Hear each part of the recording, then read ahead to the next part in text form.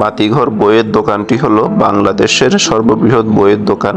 এই দোকানের প্রতিষ্ঠাতা হলেন দীপঙ্কর দাশ। উনি প্রথম জীবনে বিশ্ব সাহিত্য কেন্দ্রের সাথে যুক্ত ছিলেন।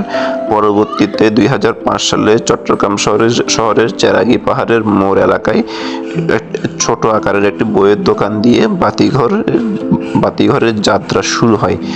2012 সালে চট্টগ্রাম শহরের জামাল খান এলাকার প্রেস ক্লাবের নিচতলায় বৃহৎ পরিসরে বাতিঘরের যাত্রা শুরু হয়। বাতিঘরের বইয়ের দোকানটির ডিজাইন এবং নকশা অনেকটা সামুদ্রিক জীবনধারার সাথে সাদৃশ্য রেখে তৈরি করা হয়েছে। বইয়ের দোকানের ভিতরে একটি কাঠের বাতিঘর আকৃতির একটি বাতিঘর রয়েছে। এছাড়াও বাতিঘরে একটি ফুড কর্নার রয়েছে, যেখানে চা, কফি এবং কোল্ড ড্রিঙ্কস পাওয়া যায়। বাতিঘরে দেশি বিদেশি বাংলা ইংরেজি যার যেরকম পছন্দ সেরকমের বিভিন্ন ধরনের বই পাওয়া যায়।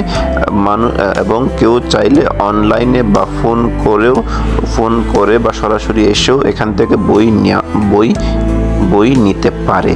বাতিঘরের আরও 3টি শাখা রয়েছে, ঢাকা, সিলেট, রাজশাহী। তো যারা বাতিঘর থেকে বই কিনতে আগ্রহী তারা ওই শহরের শোরুমে গিয়েও বই কিনতে পারেন।